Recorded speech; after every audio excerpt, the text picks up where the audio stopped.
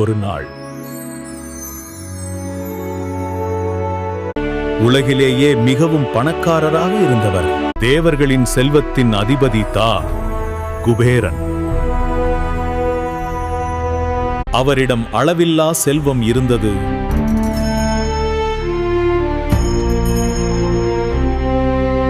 தங்கம், வைரம், ரத்தினங்கள் அனைத்தும் அவரிடம் இருந்தது.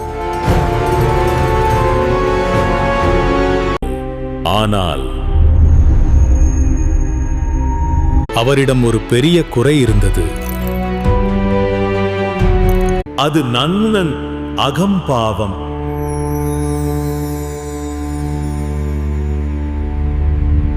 அந்த அகம்பாவத்தை உடைக்க வந்தவர் யார் தெரியுமா?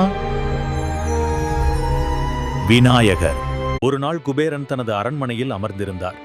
அவர் சுற்றி பார்த்தார். எல்லாம் செல்வம்.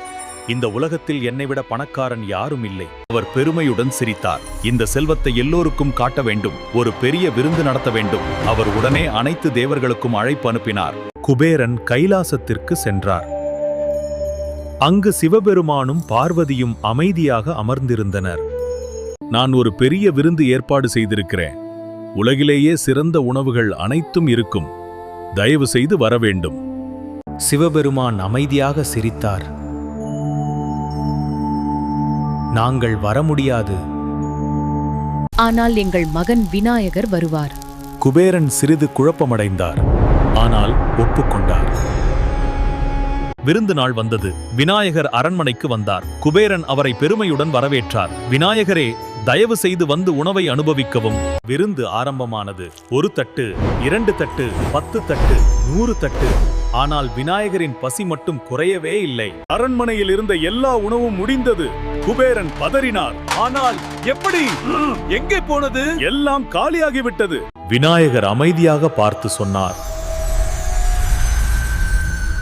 எனக்கு இன்னும் பசி இருக்கிறது. அப்போது அதிசயம் நடந்தது. அரண்மனையின் பொருட்கள் கூட மறையத் தொடங்கின. பாத்திரங்கள், மேஜைகள் எல்லாம். குபேரன் சிவபெருமானின் முன் விழுந்தார். என்னை மன்னிக்க வேண்டும். என் அகம்பாவத்தை மன்னிக்க வேண்டும். சிவபெருமான் அமைதியாக சிரித்தார். ஞானம் கிடைக்கும். உண்மை பணிவு வந்தால்தான். குபேரன் திரும்பி வந்தார்.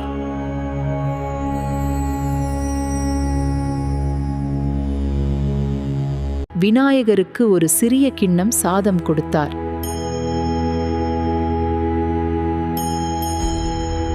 அந்த ஒரு சாதம் அதிசயமாக விநாயகரின் பசியை அடக்கியது.